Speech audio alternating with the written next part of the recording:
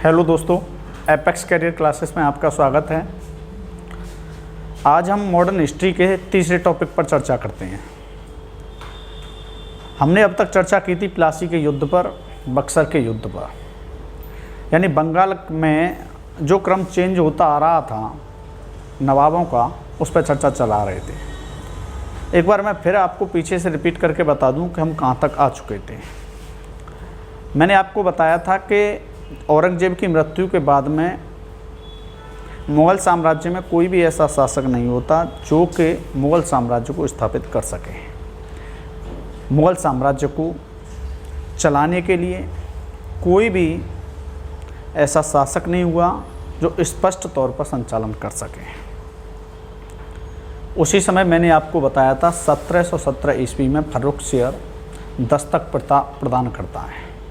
मैंने बताया था दस्तक प्रथा एक प्रकार का फ्री पास था व्यापार के लिए। वहाँ पर मैंने बताया था कि बंगाल में पहला नवाब बनता है मुर्शिद कुली खां, जो मुर्शिदाबाद की स्थापना करता है। मुर्शिदाबाद की स्थापना मुर्शिद कुली खां ने की थी। ये क्वेश्चन कई बार पूछा गया है। मुर्शिद कुली खां के बाद में सरफराज खान, उसके सरफराज खान से पहले जो बनता है वो बनता है शुजाउद्दीन कुली खां। शुजाउद्दीन कुली खां के बाद सरफराज खान की हत्या कर देता है अलीवर्दी खां। अलीवर्दी खां मैंने बताया था अपने आप को स्वतंत्र नवाब घोषित कर देता है बंगाल का। जैसे ये बंगाल का स्वतंत्र नवाब घोषित करता है तो अलीवर्दी खां के विरुद्ध वहाँ के जो जमींदार लोग थे, जागीरदार लोग थे, वो इससे घृणा करने लगते हैं अलीवर्दी खां से। दूसरा समस्या यहाँ पर आती है कि इसका कोई पुत्र नहीं होता है, 3 पुत्रियाँ होती हैं। तो अपनी छोटी पुत्री के पुत्र सिराजुद्दौला को अपना उत्तराधिकारी घोषित कर देता है अलीवर्दी खां। मैंने बताया था सिराजुद्दौला के खिलाफ उसकी मौसी और मौसी का जो लड़का था शौकतगंज, वो षड्यंत्र बनाने लगता है। इसी बात को देखते हुए जो सिराजुद्दौला का सेनापति था मीर जाफ़र, वो अंग्रेज़ों से जा मिलता है, क्योंकि उसका सपना था कि मैं किसी भी तरीके से बंगाल का नवाब बन जाऊं। इसी कड़ी में मैंने आपको बताया था कि कलकत्ता में एक व्यापारी था, उसका नाम था अमीचंद, और एक लोकप्रिय नेता था जिसका नाम था माणिकचंद। वो भी अंग्रेज़ों के साथ मिल जाते हैं, विश्वासघात करने लगते हैं सिराजुद्दौला के साथ। सिराजुद्दौला उस समय भयंकर परिस्थितियों से गुजर रहा था। एक तो पारिवारिक कलह पैदा हो चुकी थी, दूसरी समस्या उसके सेनापति और जो व्यापारी सामंत लोग थे वो भी उसके खिलाफ थे। तीसरी समस्या यहाँ पर थी कि जो अंग्रेज लोग थे, अंग्रेज लोगों ने ब्लैक होल की घटना का हवाला देकर के सिराजुद्दौला के खिलाफ युद्ध करने की रणनीति तैयार कर दी है। मैंने बताया था 1757 में प्लासी में 23 जून 1757 को प्लासी के मैदान में सिराजुद्दौला की सेना जाती है और उसमें एक षड्यंत्र बनता है। वहाँ सिराजुद्दौला हार जाता है। अंग्रेजी सेना का नेतृत्व रॉबर्ट क्लाइव करता है, वो जीत जाता है। जैसे ही रॉबर्ट क्लाइव वो युद्ध जीतता है, 1757 का युद्ध, प्लासी का युद्ध जीतता है, उस युद्ध के जीतने के बाद भारत में अंग्रेजी सत्ता स्थापित हो चुकी थी। बेशक वो युद्ध उसने षड्यंत्र तरीके से जीता, लेकिन युद्ध जीता। मीर जाफ़र गद्दी पर बैठा दिया जाता है, जो अंग्रेज़ों की कठपुतली बन करके नवाब बनता है। मैंने बताया था कि मीर जाफ़र से मतभेद होते हैं, मीर जाफ़र को गद्दी से हटा दिया जाता है। उसके बाद उसके दामाद मीर कासिम को गद्दी पर बैठाया जाता है। मैंने आपको बताया था मीर कासिम ने राजधानी मुर्शिदाबाद से मुंगेर स्थानांतरित कर दी। मुंगेर स्थानांतरित इसलिए की थी जिससे कि अंग्रेज हस्तक्षेप ना कर सके। इस बात को सुनकर के अंग्रेज मीर कासिम को हटाने की योजना बनाने लगे। जैसे ये योजना तैयार की अंग्रेजों ने, तो क्या हुआ कि दोबारा से मीर कासिम को हटा करके मीर जाफ़र को लाना चाहते थे। इधर 1757 से 1760 तक रॉबर्ट क्लाइव यहाँ से चला जाता है ब्रिटेन की तरफ। अब यहाँ पर मीर कासिम नाराज़ हो जाता है अंग्रेज़ों की इस हरकत से। मीर कासिम अवध के नवाब शुजाउद्दौला और शाह आलम द्वितीय के साथ मुलाकात करता है। वो बताता है कि अंग्रेज़ों के खिलाफ हम तीनों को एक होना है और युद्ध करना है। 1764 में बक्सर के मैदान में तीनों संयुक्त रूप से पहुंच जाते हैं। अवध का नवाब शुजाउद्दौला, मुग़ल सम्राट शाह आलम सेकंड की सेना और मीर कासिम के समर्थक, तीनों बक्सर के मैदान में पहुंचते हैं। उधर अंग्रेजी सेना का नेतृत्व करने के लिए हेक्टर मुनरो आता है। बक्सर का युद्ध होता है 1764 में। इसमें हेक्टर मुनरो की विजय होती है और ये विजय भारत में बहुत कुछ दीर्घकालीन परिणाम दर्शाती है, क्योंकि प्लासी का युद्ध तो षड्यंत्र तरीके से जीता गया युद्ध था, लेकिन बक्सर का युद्ध अंग्रेज़ों की कूटनीति व दूरदर्शिता को दर्शाता है। ये जो बक्सर का युद्ध था भारत में स्थायी रूप से अंग्रेज़ों को दीवानी अधिकार देने का काम कर देता है। मैंने आपको बताया था कि जो मीर कासिम के खिलाफ षड्यंत्र बनाया था वो पटना वाली जो कोठी थी, जो एलिस नेतृत्व करता था ईस्ट इंडिया कंपनी का, पिछले वीडियो में मैंने बता दिया था। अब यहाँ पर क्या होता है कि जैसे ही मीर जाफ़र की 1760 में मृत्यु होती है, उसके बाद में क्या होता है, मृत्यु होने के बाद में मीर जाफ़र का जो अल्पवयस्क पुत्र होता है, बक्सर का युद्ध जीत जाते हैं अंग्रेज। 1765 में पुणे आ जाता है रॉबर्ट क्लाइव और वो गद्दी पर बिठा देता है किसको, जो तुम्हारा मीर जाफ़र का छोटा पुत्र था नजमुद्दौला को। क्यों? बड़ा पुत्र मीरन था, उसको इसलिए नहीं अंग्रेज़ों ने बिठाया क्योंकि उसने, मैंने आपको बताया था, जो अली वर्दी खां का छोटी पुत्री का पुत्र सिराजुद्दौला था, उसके सगे संबंधी 300 लोगों की हत्या की थी मीरन ने। अब यहाँ पर क्या होता है कि जो एक परिणीति तैयार करते हैं अंग्रेज, उसके तहत संधियों का दौर शुरू होता है। संधियों के दौर पर अगर हम चर्चा करें, ये संधि अंग्रेज क्यों की, तुम सोच रहे होंगे जब अंग्रेज जीत ही चुके हैं तो फिर संधि करने की क्या ज़रूरत है, क्योंकि बक्सर के युद्ध में जीत चुके थे, प्लासी के युद्ध में जीत चुके थे, बंगाल के नवाब कमज़ोर हो चुके थे, लेकिन कहीं ना कहीं फिर भी डायरेक्ट और इनडायरेक्ट रूप से बंगाल का जो नवाब था, अल्पवयस्क नवाब नजमुद्दौला, उसकी छवि अभी भी भारतीय लोगों में बनी हुई थी।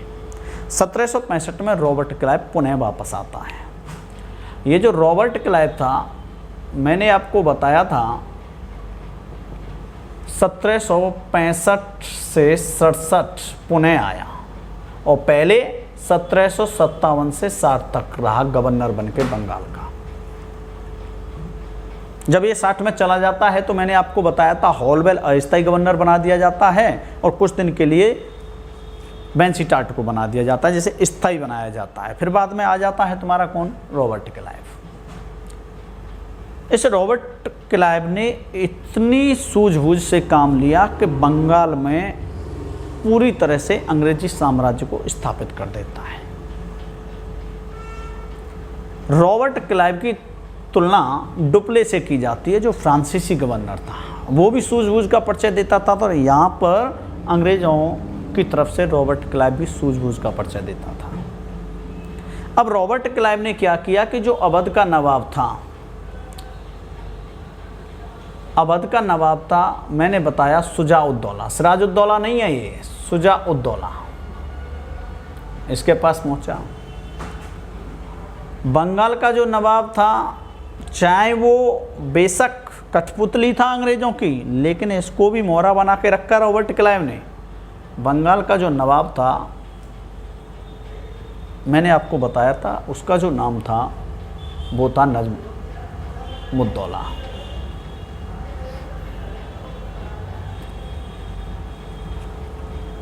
और मैंने एक चीज़ और बताई थी आपको कि जो मुग़ल सम्राट था उस समय, उसका नाम था शाह आलम सेकंड। इन तीनों के साथ संधि करता है। आपके समझ में पूरा आ रहा होगा कि किस तरीके से एक परिणति तैयार कर रहे हैं अंग्रेज बंगाल में अपनी। यहाँ पर संधि करता है रॉबर्ट क्लाइव। रॉबर्ट क्लाइव की ये जो संधि है, इस संधि का नाम दिया जाता है इलाहाबाद की संधि।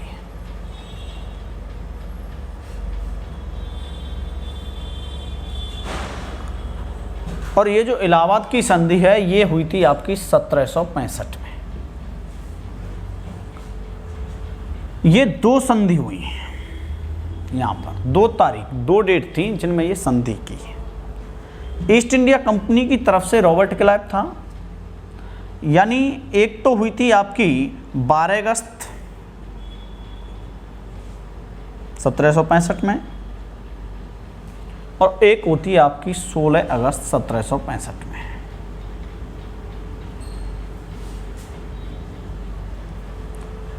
ये ईस्ट इंडिया कंपनी की तरफ से रॉबर्ट क्लाइव नेतृत्व कर रहा था। ये होती है तुम्हारी रॉबर्ट क्लाइव और शाह आलम सेकंड के बीच में। और अगर हम इसकी चर्चा करें कि ये जो 16 अगस्त की जी जो संधि हुई, ये हुई तुम्हारी क्लाइव और जो नवाब था अवध का शुजा-उद-दौला के बीच।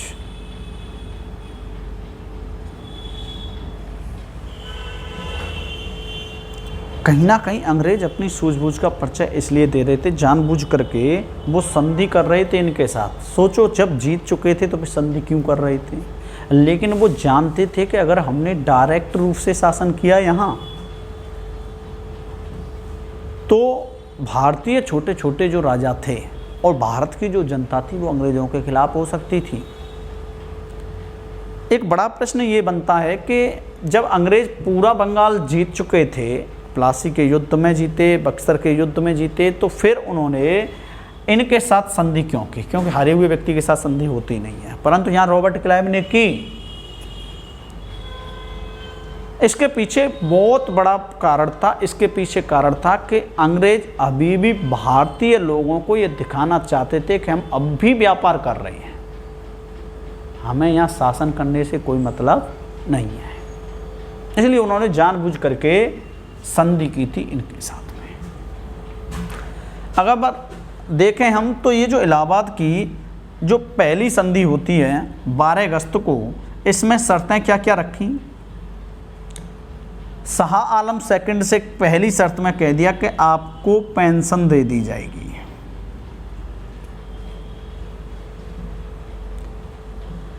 पेंशन में आपको 26 लाख रुपए दिए जाएंगे वार्षिक,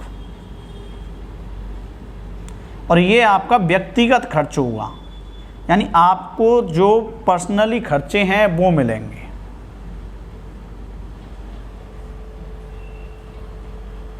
अब यहाँ पर क्या होता है कि 53 लाख रुपए आपको निजामत के लिए मिलेंगे।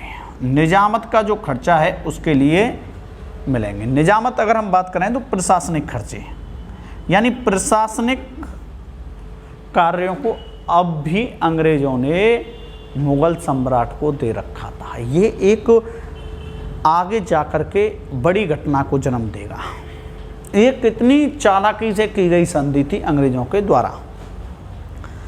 पेंशन दे दी, और पेंशन होगी तो मैंने आपको बताया था कि जो सिराजुद्दौला था उसके बाद चाहे वो मीर जाफ़र बना हो, चाहे वो मीर कासिम बना हो, फिर मीर जाफ़र बना हो, नजमुद्दौला बना हो, ये सब कठपुतली बन के रह गए थे बंगाल के जितने भी नवाब बने सिराजुद्दौला के बाद अंग्रेजों के। यहाँ पर कह दिया कि आपको व्यक्तिगत खर्चे के लिए 26 लाख रुपए वार्षिक दे दिए जाएंगे, और जो निजामत खर्चे हैं, मतलब जो पुलिस विभाग के खर्चे हैं, प्रशासन से संबंधित खर्चे हैं, शांति सुरक्षा से संबंधित तुमको क्या बनाना है, क्या करना है, ये 53 लाख रुपए वार्षिक दे दिए जाएंगे। मतलब एक प्रकार का सेना का बजट दे दिया बंगाल के लिए 53 लाख रुपए। अब अंग्रेजों ने डिमांड रखी दूसरी, उन्होंने कहा हमें आप बंगाल, बिहार और उड़ीसा बंगाल, बिहार और उड़ीसा इसकी दीवानी दे दी जाए। दीवानी प्राप्त कर ली अंग्रेजों ने, ये अंग्रेजों ने प्राप्त कर ली बंगाल के नवाब से।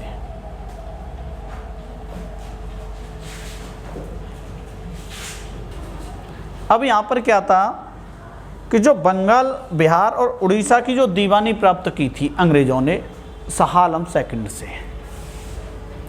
दीवानी का मतलब था राजस्व वसूलने का अधिकार। राजस्व वसूलने का जो अधिकार होता है, राजस्व वसूलने का जो अधिकार है उसको कहते हैं हम दीवानी प्राप्त करना। क्या प्राप्त करना? दीवानी प्राप्त करना।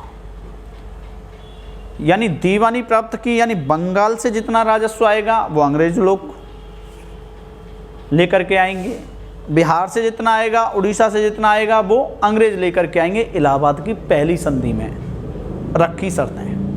क्वेश्चन बनाया है कई बार कि बंगाल, बिहार, उड़ीसा की दीवानी प्राप्त किस संधि के तहत की गई थी? तो आंसर होगा आपका इलाहाबाद की पहली संधि जो हुई थी 12 अगस्त 1765 को। शाह आलम सेकंड इसके लिए रेडी हो गया, और रेडी तो होना भी था क्योंकि ये तो अंग्रेजों की कृपा पर थे। अगर ये नहीं भी देते तो क्या था, लेकिन अंग्रेजों ने इसलिए दिया जिससे कि देश में दिक्कत खड़ी ना हो, हमारे सामने विकट स्थिति ना हो जाए। धीरे धीरे हटा रहे थे वो, आगे जा करके इनकी पेंशन कम कर देते हैं वो। अब यहाँ क्या होता है, तीसरी शर्त रख दी संधि की। तीसरी शर्त, पहली शर्त क्या हुई कि जो पेंशन है 26 लाख रुपए वार्षिक, वो व्यक्तिगत पेंशन है आपकी। आपको कितना खर्चा है वो 26 लाख रुपए में से करना है, जितना करना है साल में। दूसरा, निजामत से संबंधित जो खर्चे हैं उसमें हम 53 लाख रुपए सालाना देंगे आपको। सेना का खर्चा है कि आपको किस प्रकार से यहाँ पर हम जब व्यापार करें तो भारत के लोग अगर हमें डिस्टर्ब करें, परेशान करें, तो उसको संभालने के लिए हम आपको 53 लाख रुपए दे रहे हैं। आपको कैसे संभालना है वो आपका काम है, लेकिन इसके बदले में हमें क्या दे दो कि बंगाल दे दो, बिहार दे दो और उड़ीसा दे दो, उसकी दीवानी दे दो। दीवानी मतलब राजस्व वसूलने का अधिकार दे दो। अब एक बात बताइए, प्रशासन को चलाने के लिए राजस्व की आवश्यकता होती है, और वो अंग्रेजों ने संधि में ले लिया, तो अब समस्या बनेगी शाह आलम द्वितीय के सामने, क्योंकि अब उससे ये चीज़ चलाने में दिक्कत आएगी, प्रशासन से संबंधित चीज़ें। तो आगे जाकर के इसकी वार्षिक जो व्यक्तिगत पेंशन है वो कम कर दी जाएगी। तीसरी शर्त रखी कि जो अवध का नवाब था शुजा-उद-दौला, अवध का नवाब क्या नाम था उसका? शुजा-उद-दौला से जो कड़ा था, कड़ा और इलाहाबाद, कड़ा व इलाहाबाद का जो क्षेत्र था वो शाह आलम सेकंड को दिला दिया। किसको दे दिया? शाह आलम सेकंड को। अब देखो, शुरुआत में जब मीर कासिम शुजा-उद-दौला और शाह आलम सेकंड के साथ मिलकर के परिणीति बक्सर की तैयार करता है, तो तब तीनों लोग ये एक साथ थे।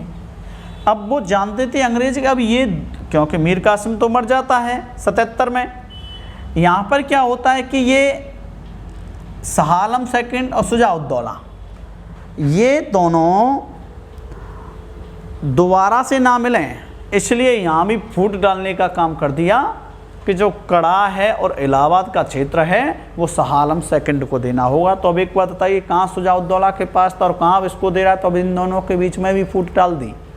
अंग्रेजों ने हमेशा फूट डालो राज करो की नीति का काम किया। ये तुम्हारी पहली संधि की शर्तें थी, इलाहाबाद की पहली संधि की।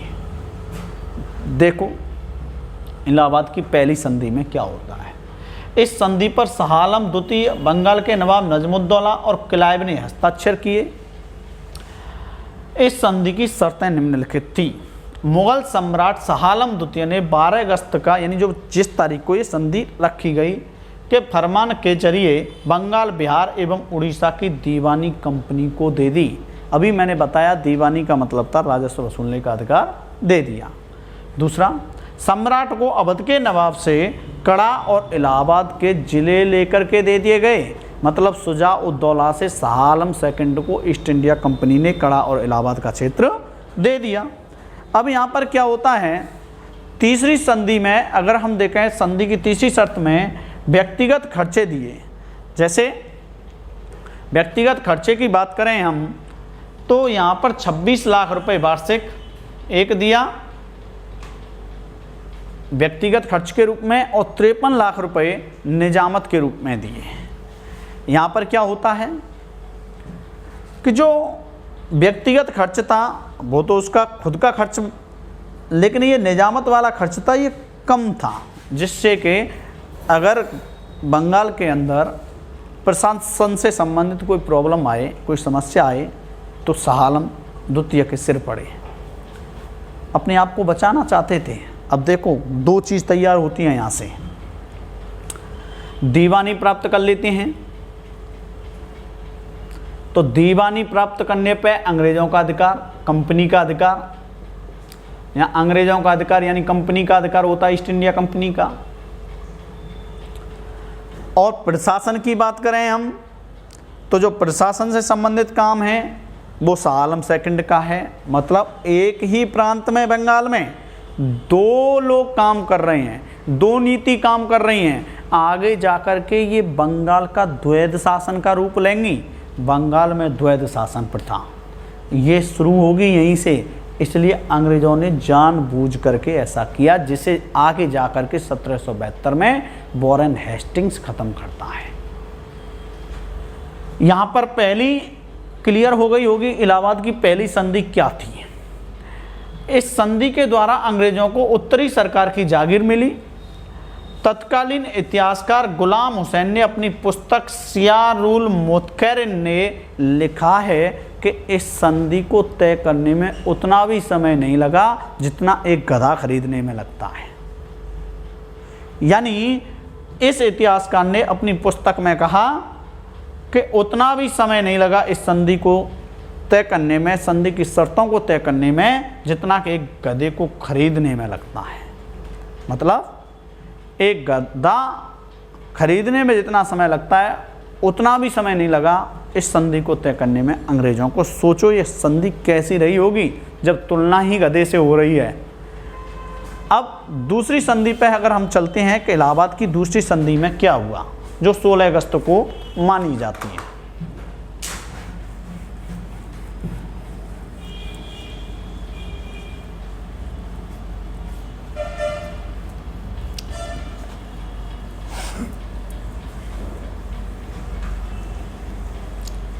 अब देखिए दूसरी संधि,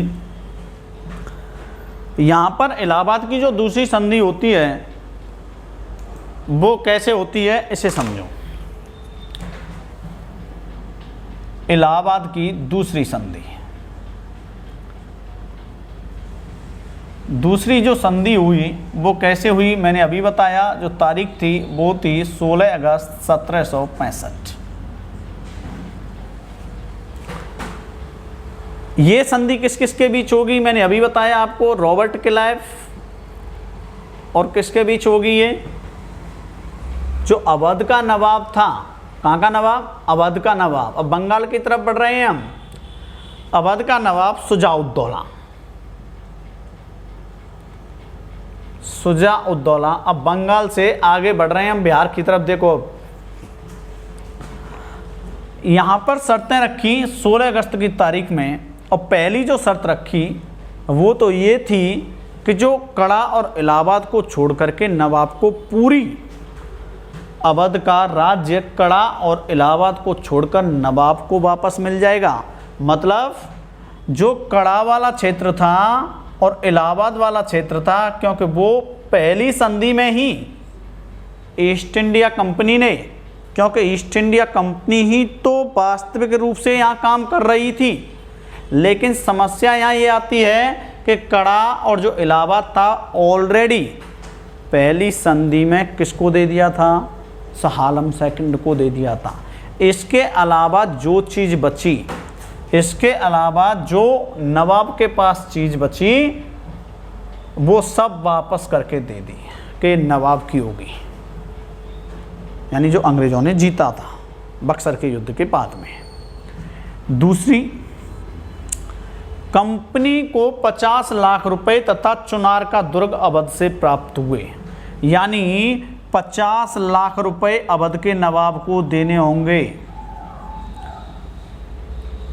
और ये युद्ध खर्चा बता दिया।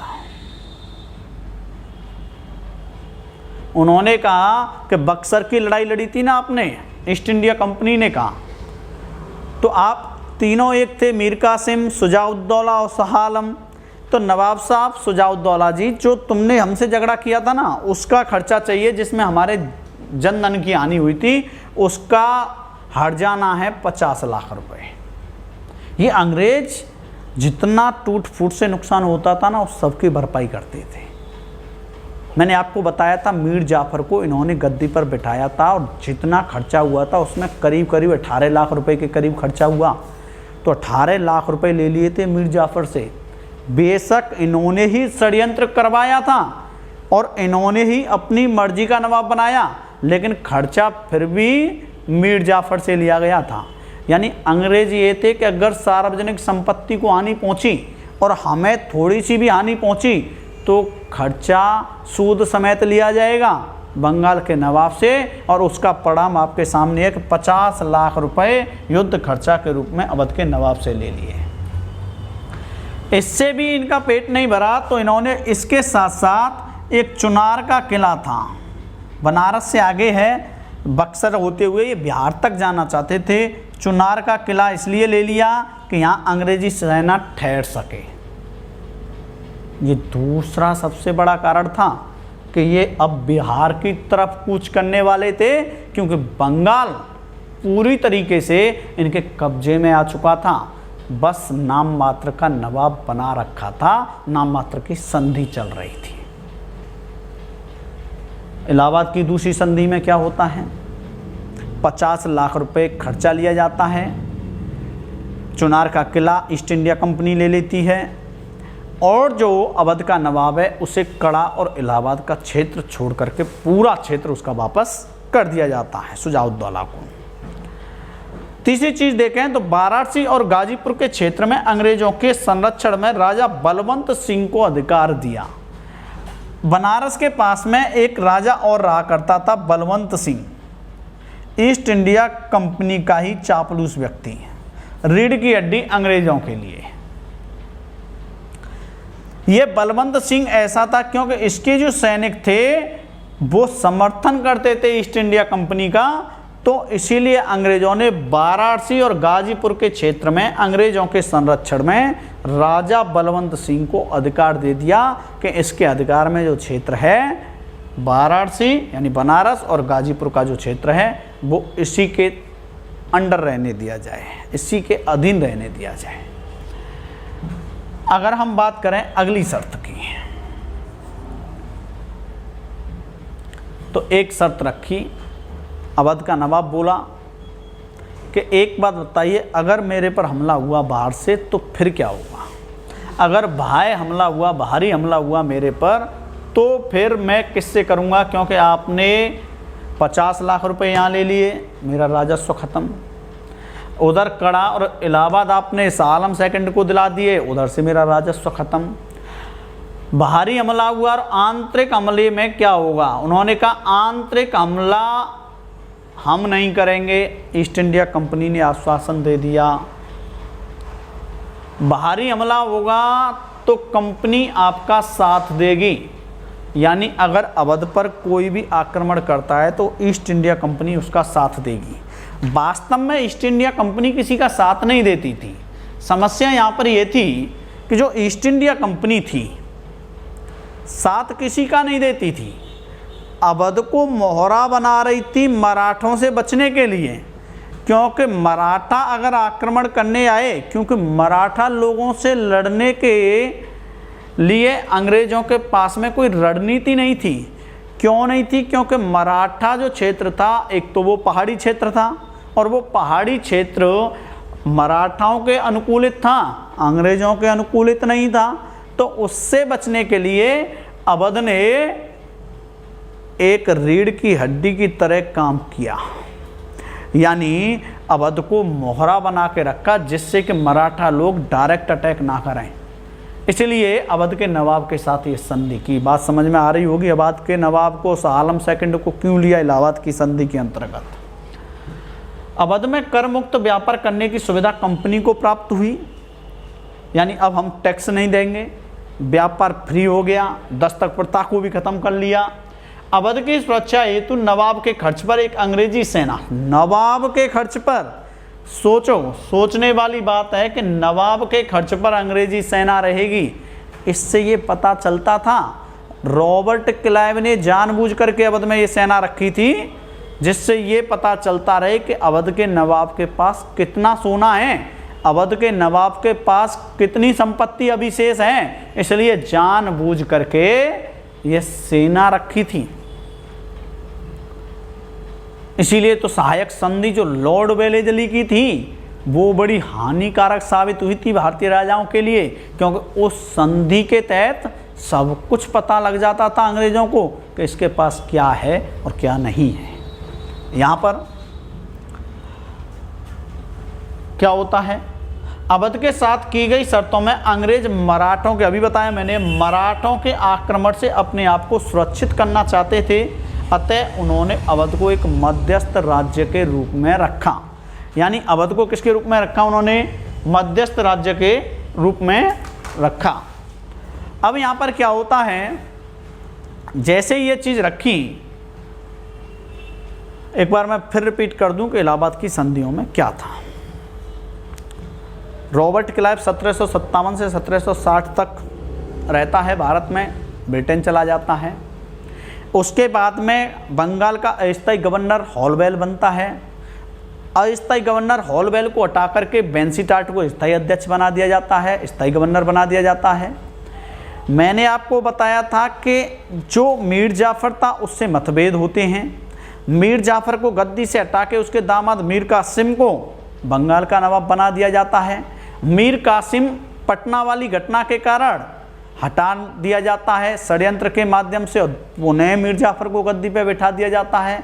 मीर कासिम अवध के नवाब शाह आलम सेकंड और खुद, यानी अवध का नवाब शुजा-उद-दौला और मुगल सम्राट शाह आलम सेकंड और खुद तीनों रणनीति तैयार करते हैं, बक्सर के मैदान में पहुंच जाते हैं। बक्सर के मैदान में युद्ध होता है, वहाँ इन तीनों की हार हो जाती है, जो अंग्रेजों की कूटनीति को दर्शाती है, दूरदर्शिता को दर्शाती है। हेक्टर मुनरो उस लड़ाई को लड़ता है। रॉबर्ट क्लाइव प्लासी की लड़ाई लड़ता है, बक्सर की लड़ाई हेक्टर मुनरो लड़ता है। 1765 में पुणे आ जाता है रॉबर्ट क्लाइव। तब तक क्या होता है, 1765 में मीर जाफर ऊपर पहुंच जाता है। उसके बेटे मीर जाफर का अल्पवयस्क पुत्र नजमुद्दौला को गद्दी पर बैठा दिया जाता है। अब समस्या यहाँ ये आती है कि इतने छोटे बेटे को गद्दी पे क्यों बिठाया अंग्रेजी सरकार ने, जबकि अंग्रेजी सरकार जीत चुकी थी। इसलिए मैंने आपको बताया कि ये इसलिए बिठाया जिससे कि अंग्रेजी सरकार जो ब्रिटेन में बैठी हुई थी, ब्रिटेन की जो महारानी थी, उसको कहीं ये ना लगे कि अब जो हमारे यहाँ से व्यापार करने की अनुमति लेके अंग्रेज गए थे, अब वो भारत के अंदर, क्योंकि भारत उस समय वर्तमान के शक्तिशाली देशों जैसा था, तो कहीं ऐसा ना हो ब्रिटेन की महारानी सोचने लगी कि भारत में जाके वो इतना शक्तिशाली हो जाएं कि वो फिर अंग्रेजी सरकार की भी ना सुने, यानी ब्रिटेन की महारानी की भी ना सुने। इसलिए उन्होंने ब्रिटेन की महारानी को भी दिखाने के लिए कि हम अब भी व्यापार में ही लगे हुए हैं, हमें प्रशासनिक कामों से कोई भी लेना देना नहीं है, इसलिए प्रशासनिक कामों के लिए उन्होंने ये संधियां की दिखाने के लिए, जबकि वास्तविक रूप से नियंत्रण ईस्ट इंडिया कंपनी का ही था। इलाहाबाद की पहली संधि जो हुई 12 अगस्त 1765 को, वो हुई तुम्हारी रॉबर्ट क्लाइव और तुम्हारे शाह आलम सेकंड के बीच में, जिसमें शर्त तय हुई कि आपको, पहली शर्त यह है कि जो अवध का नवाब है शुजा-उद-दौला, उससे आपको कड़ा और इलाहाबाद का क्षेत्र दे दिया जाएगा। दूसरी शर्त यह हुई शाह आलम सेकंड के साथ कि आपको 26 लाख रुपए व्यक्तिगत खर्चे के लिए पेंशन के रूप में दिए जाएंगे वार्षिक, तथा 53 लाख रुपए निजामत के तौर पे दिए जाएंगे। निजामत यानी प्रशासनिक कार्यों के लिए दिए जाएंगे। तीसरी शर्त क्या रखी कि जो शाह आलम सेकंड था वो इस चीज़ के लिए रेडी हुआ। अब यहाँ पर जो इलाहाबाद की दूसरी संधि होती है, मैंने आपको बताया था इस संधि में क्या होता है। पहली संधि में वो बंगाल, बिहार और उड़ीसा की दीवानी ले ही लेते हैं, राजस्व वसूलने का अधिकार ले ही लेते हैं। दूसरी संधि में क्या होता है, ये अवध के नवाब के साथ होती है, रॉबर्ट क्लाइव की। इस संधि में वो कड़ा और इलाहाबाद को छोड़ करके अवध का पूरा राज्य वापस कर देता है ईस्ट इंडिया कंपनी। अब यहाँ पर क्या होता है, 50 लाख रुपए युद्ध खर्चा और चुनार का किला देना होगा शुजा-उद-दौला को, ईस्ट इंडिया कंपनी को। 50 लाख रुपए ये युद्ध खर्चा था। युद्ध खर्चा का मतलब जो बक्सर की लड़ाई में जो खर्चा हुआ था उसका हट जाना चाहिए अंग्रेज़ों को। ये छोड़ते नहीं थे। अगर सार्वजनिक संपत्ति को हानि पहुंचाओगे तो वसूला भी आपसे ही जाएगा। ध्यान आ रहा होगा आपके उत्तर प्रदेश के मुख्यमंत्री का भी ये बयान था, तो मुख्यमंत्री जी ने भी ये बयान दिया था। तो यहाँ पर क्या हुआ कि जो राजा बलवंत सिंह जो बनारस और गाजीपुर के क्षेत्र के आसपास रहता था उसका अधिकार ज्यों का त्यों रखा गया, क्योंकि ये अंग्रेज़ों को बिहार तक ले जा सकता था बक्सर के मार्ग से और इसकी सीमा को बढ़ा सकता था। इसलिए जानबूझ करके शुजा-उद-दौला से ये शर्त दूसरी संधि में तय की गई।